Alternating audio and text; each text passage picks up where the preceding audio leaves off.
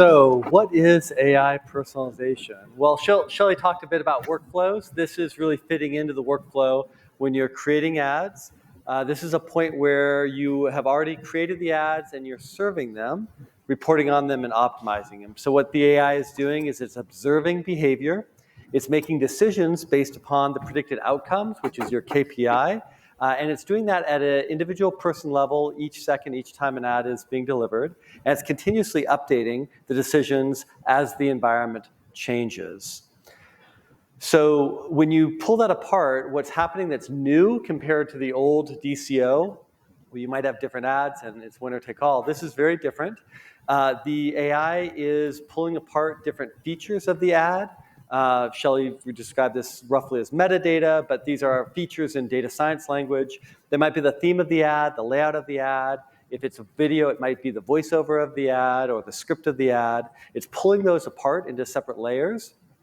And the AI is individually optimizing those in conjunction with features of the audience. And the audience features might be what city you live in, what time of day it is, whether you're on a mobile or a desktop browser. That's all your PII safe data. It might also bring in third-party data like Claritas' Prism data, or it might bring in weather data, or it might bring in your own first-party data, like whether or not you are a serious fan of Major League Baseball or a casual fan. Those are the audience features. It puts those together, and as you may have heard Greg mention before, it uses something called one-hot encoding to convert that data, then unsupervised learning, and then K-modes clustering to bring out at any moment in time which of the versions of those messages should be delivered to that person. That is what we are measuring, and it is different compared to what we had before. When I read the patent of this a few years back, it sort of blew my mind, and I'm no stranger to patents. I have 5 of my own, but what it was doing was so much more advanced than what I had seen in DCO before, what I had seen in ad serving before, and the technical term is hierarchical autopoietic automation. Now, what does it actually mean? It actually means that those different layers that the AI has pulled apart, it's actually building its own AI for itself. It's building its own agents to pull apart that information. So the first thing it learns is it learns which of these themes is most effective or most likely to be effective for a person right now, the player, the ballpark, or the fan. Then it creates its own AI, another AI that then figures out which headline should go along with that. It then creates another AI to figure out which call to action should go with it. It's this deep learning, depth-first algorithm that we haven't had in the industry before, and I think that that's why it works so much better. It's AI building AI or robots building robots all automatically. So the way that we know that it works is we found a way with MMA Global's work to figure out how to look inside the black box. And we effectively said we're going to give 10% of the ads complete random rotation so we can see how they performed, and we're going to compare that to what the AI is doing as it's making these different decisions day by day. And so we can look at the conversion rates on that KPI, and we can see if there's a lift, an incremental difference. And when we do that and trend that over time, what we're seeing is on average very significant increases, much higher than what we see from machine learning. Now, the key thing is that that control group, that is all of the last generation AI is already being used. This is on top of the lift of that last generation. So we're seeing a 140% increase on average, and we've now done this across many different industries. And so I'm going to go ahead and hand it over to the panel and Greg to talk to us about the next stages, about these results we're seeing. Great, appreciate it. Am I supposed to do this one? Come on up. Come on, Corey. Vivek, come on up. Okay. Right, you can. That's fine. Perfect.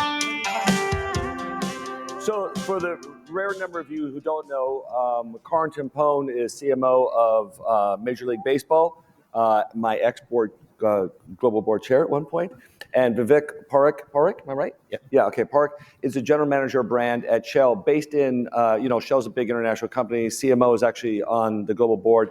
Carol Shin, am I right? Yeah. Is on the global board, and Vivek lives here in Toronto, North America. Yeah, exactly. Okay, good.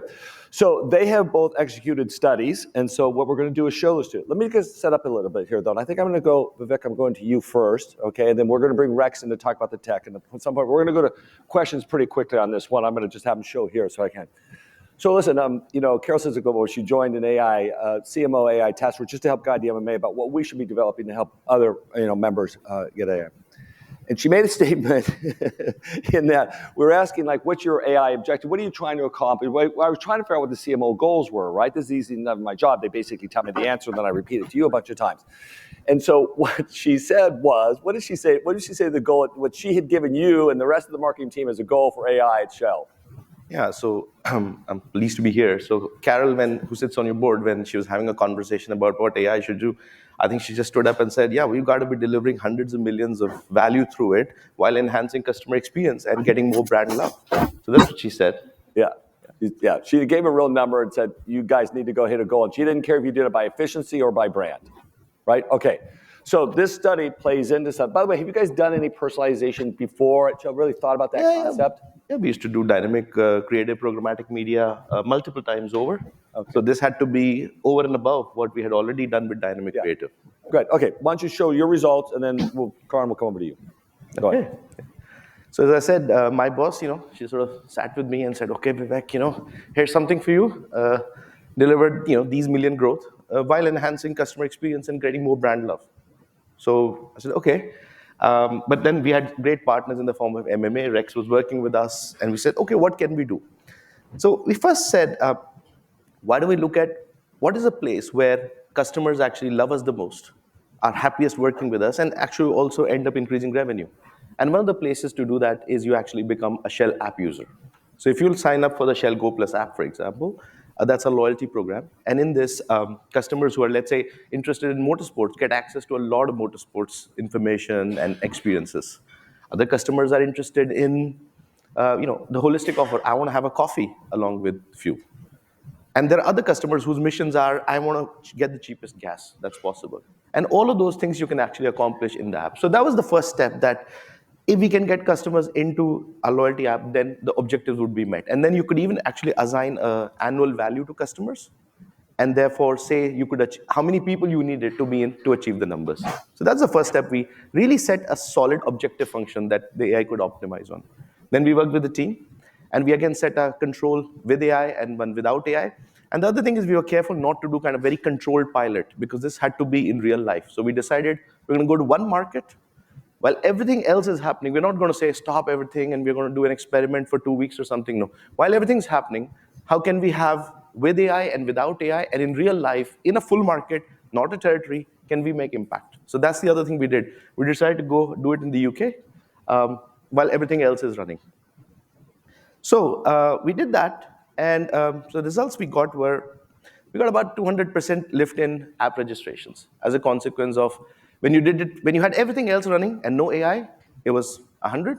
When you had everything else running the same way and with AI, we were like 300% or something. So that's kind of the increase that we got in the results. And my team, when it's kind of initially started this project, my team was like, yeah, we've done dynamic creative before, and this is dynamic creative rebranded in an AI way. That's about it. But then once we went under the data, we realized that there were many different things actually. So I'll tell you a few things that we picked up there. So the first thing is, in a dynamic creative, you're going to do an A/B test for a week or a day, and then you say, okay, this is better than that, and that's kind of the winner take all. But no, actually, we realized there's no one winner here. There are different winners for different customers for different times of the day. So that was kind of one big aha moment for us, that you can't optimize statically and then say, okay, yeah, we're done for the campaign. The second feedback was from the team was, yeah, well, we can optimize on an everyday basis. Can we not actually? So that's great. Then we can run dynamic creative, daily optimized. But then when you look at the results, actually, you see the optimization is not even daily. It's happening in micro moments. So this was my second learning, which was really big for me. In the sense, we often talk about, this is kind of the race weekend, so something's going to happen, or this is kind of a Chinese New Year, so they're going to have a lot of people driving. So these are magic moments. But actually, what the AI was able to find is micro moments for micro audiences. So not the brute force, here's the segmentation, here's these moments. Actually, the AI is identifying. So we had not seen many moments. So there was one particular event where one of the F1 drivers had to go for a surgery, and it was an unplanned surgery. And suddenly the interest level just spiked. And if it were to be done manually, we would have missed the story, because the event happened in the evening. Next morning, he was out of surgery. But because AI is working 24/7, it actually picked up and increased the impressions at that point in time. So that was the second big learning for me. And the third big learning for me was, frankly, you can apply it without dynamic creative. Because actually, if you see any of the bars, for example, you look at the red bar, even if that I have an always on strategy, I can have a strategy that is AI enabled, that will increase investment in the micro moments when the returns are high, and it will decrease investment when actually there's not enough responsiveness with the audience or inventory is not available. So those were three big learnings for me actually, and yeah, indeed. I mean, we are really excited about it. So we've sort of done it in one market. We're going to take it to the next level where we're saying, hey, we'll not just look at app registration, but we'll actually look at the transaction data that those people have with us over 30, 60, 90 days and see how much P&L value we are able to create in a very measurable way. And after that, yeah, we plan to roll it out in all the markets where we have Glopus available. That's the story in the nutshell. And Vivek, just to really oversimplify too, what one of the insights that came out of this really, I think, caught everybody's attention was the fact that it took your Ferrari sponsorship, which happened to be the visualization of one of your, your Ferrari Formula One sponsorship.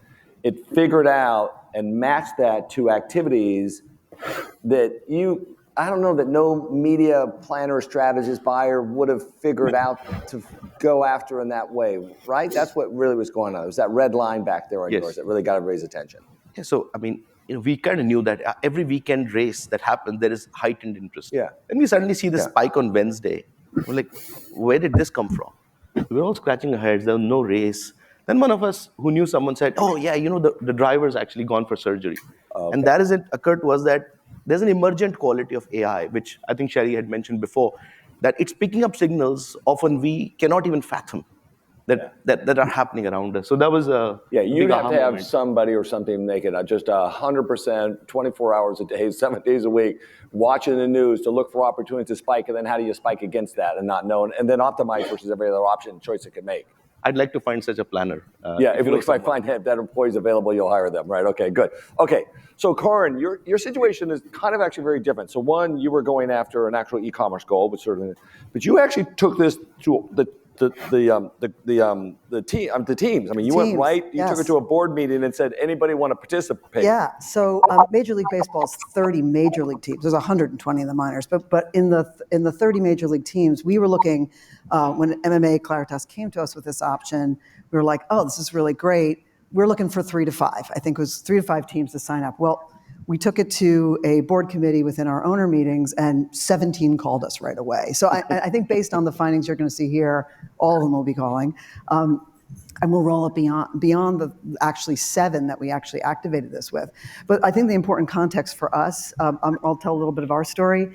The really important thing about when we turned this on, it had to do with a business goal that everyone was really aligned around, and it's around attendance, and that's not necessarily a new thing. However, last season, for hopefully you guys know this, that we changed some rules on the field, which stimulated some amazing interest, and it was a full activity across the whole league, all the clubs, to really drive interest in the game last season. But very, very importantly, the team that's led by Barbara McHugh, who's here, congrats to Barbara, really took on a pretty significant effort to really drive attendance. We actually grew by 9.7% last year. So my point in telling that story is that it wasn't, of course, AI is a great headline today, no doubt, but there's nothing quite like we had already delivered all types of return where owners were seeing the cash register ringing, and this is a way to optimize on top of it. So I think that riding the wave not only for a significant story for the game, but that the business returns were attached to it, and this was going to accelerate it, that is one of the most important things I think is a takeaway for learning that we have is we didn't just randomly think we should tinker with the technology. We wanted to put it to this business purpose. So I'll show a little bit about what we did. Very specifically, all the creative inputs that we do, which is really specific MLB, what we do is we actually look after the digital marketing of all the clubs. It all goes through the league. And so all of the many units, you're seeing here some small digital units here, all of those get furnished through the league. And so what we were looking at here is asking the teams to come to us with creative inputs about the various ways that they might want to sell it. And I'm going to do another slide on that in a second. But that the creative inputs is a really important element here, and that we looked at various different audience groups. by both first-party and third-party knowledge that we had of them. The first party being those avid fans that we really know and know us really well, that they're current buyers, they're site visitors, we have them in our email list, that's really great. But the third party is really where the action is. And that's why I tell the attendance story in a broader business context is we have an enormous opportunity in terms of our casual fan base, which we are actively growing, and it's pretty phenomenal and fun to do. But this third-party activity of seeing more casual baseball fans and I was having a conversation with somebody just this breakfast this morning, like, I don't consider myself a fan, but I took my whole family this weekend. Well, guess what? You're a fan. So baseball fans, we'll take you in any way, right? Fans that were following the club, those that were traveling in market or displaced where they don't live, just various different audience segments that we have. So that's a really important component. Then the campaign execution, this is a little bit what Rex referred to before, that what we did is AI tool on and AI tool off. And you'll see that it was randomized creative. I'll show you some examples of this in a second, where the control group was on or off AI, depending on particular themes that we wanted to go. And then the most important thing, it was around one specific goal. Did we sell a ticket? So we could actually measure that conversion and ring the register. So that was basically the setup of it. And so just sort of to ground where we were. A little bit, I can't back up, but just so you, go ahead, go forward if you could. So just to give you a little sense of it, we ended up grouping it into 3 categories, which I'll talk about in a second.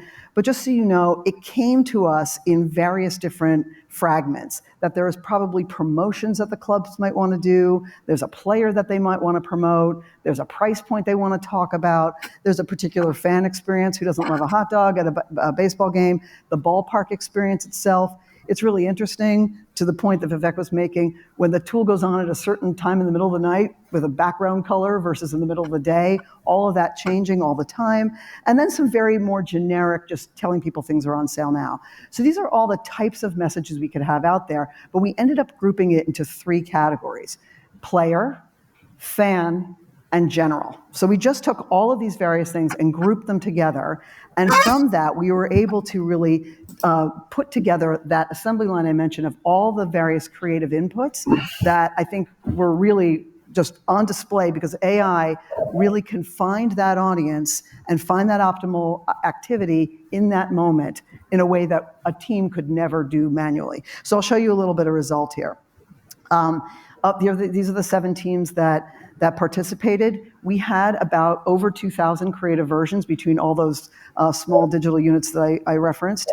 The average conversion was 65%, so somewhere between 23 and 133. I'll talk about the 133 in a second, but that is a really nice, I mean, in any day of the year, a double-digit conversion, yay, team, right?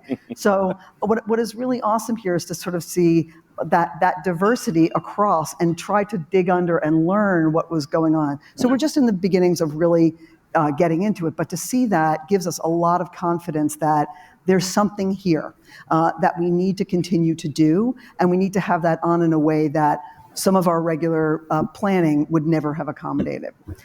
Just to show you this one chart, this is really, I'll draw your attention to the right-hand side. If you can see the 3 colors, the blue line represents player, the red line represents fan, and the yellow line represents the generic.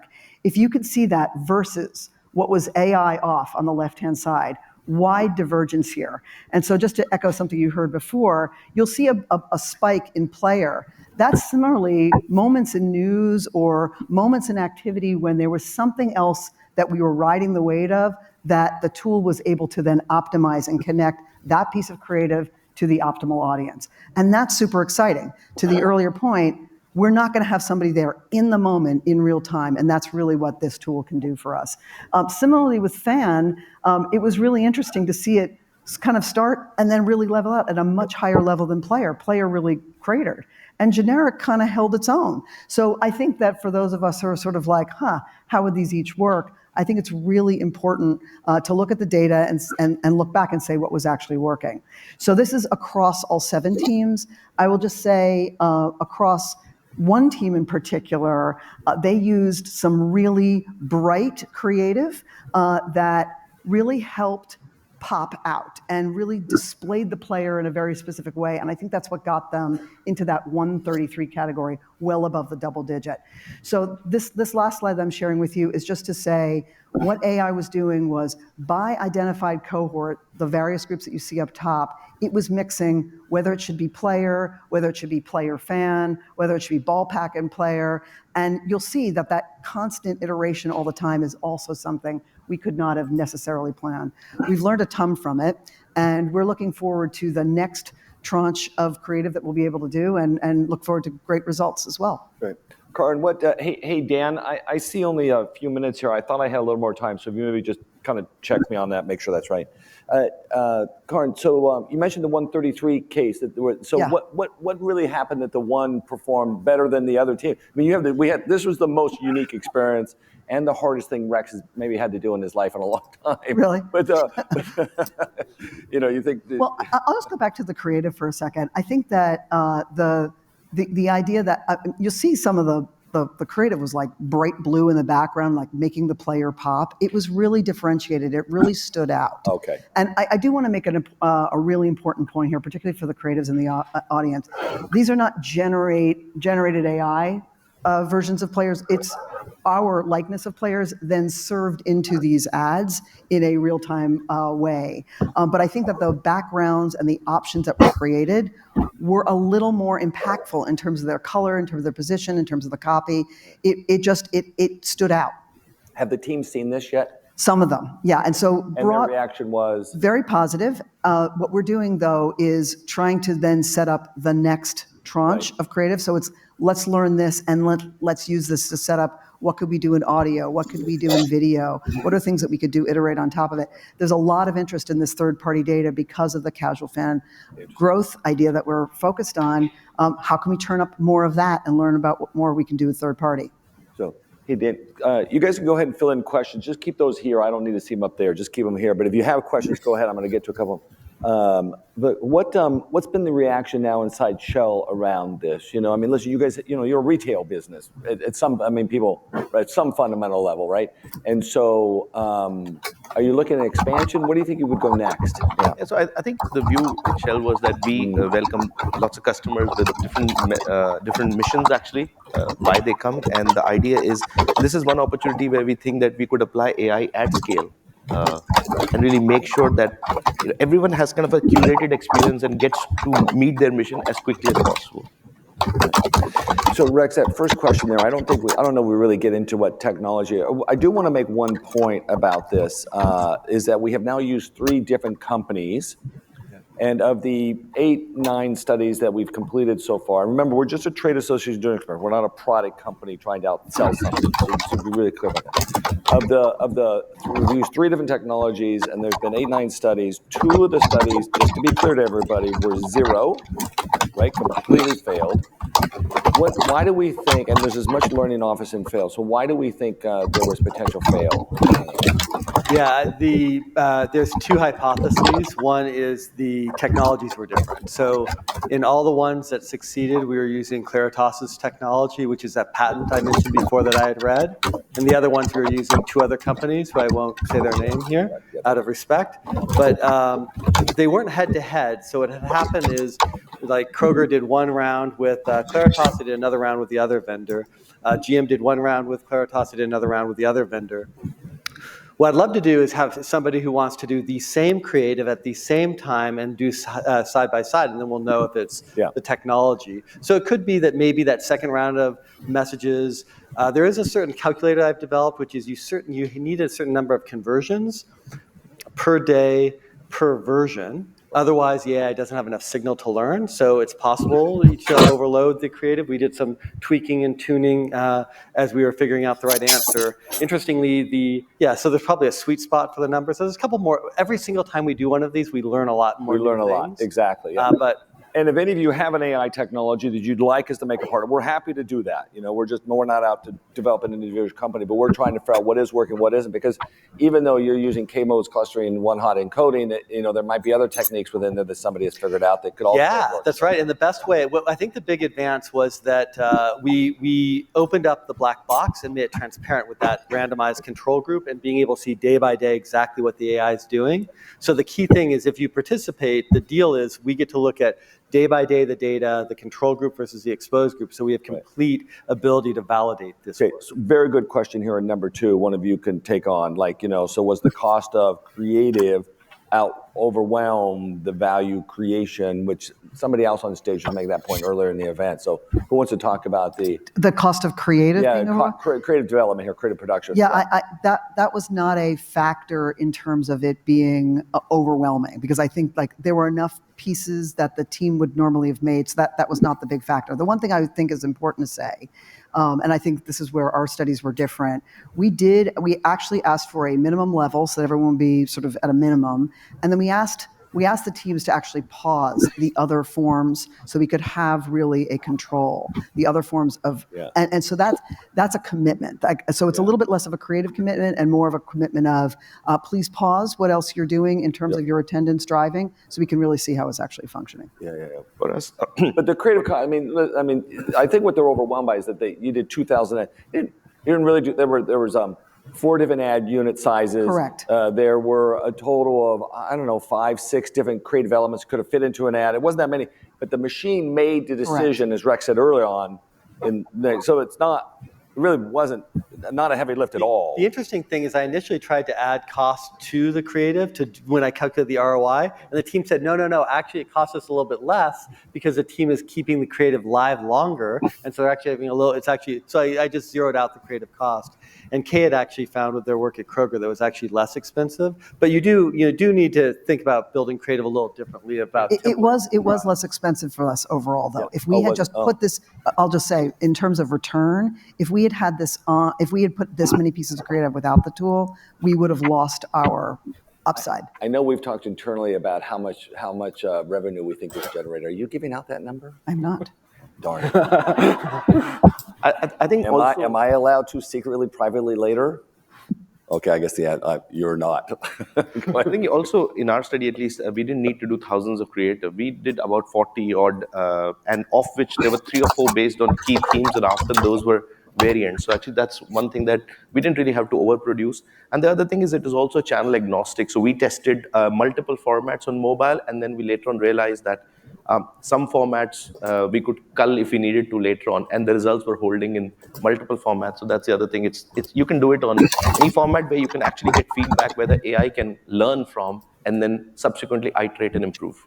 Yeah, we've done it with audio, video, digital display, so it's pretty broad. I mean, I think the inevitable long term of this is that there could be generative AI creative developed on the fly by a machine that just rips off ads again and again until it finds the perfect ad for the perfect combination. And you really do have machines running the whole process at some point. And Progressive did that, right? They had 96 Gen AI audio ads, and anyone who wants to do Gen AI audio, I presented last year that we had the capability. They actually used it live in market, 52% increase in quote conversions. Yeah. So you could have the end-to-end process happen. I think you should have a human in the loop, and I think the safe part is that this lets you curate the creative, make sure everyone feels comfortable. But yeah, what Shelley described is actually already happening. For those of you who can tell, we have a red button going for a very long time, so I'm going to say get off. One more, though, just because I think it's an important question. Can you clarify how this is different than DCO? Who wants to do it? Okay, all right. So as I said before, DCOs typically will have an initial test and optimize and then stick to that. So it's kind of rule-based.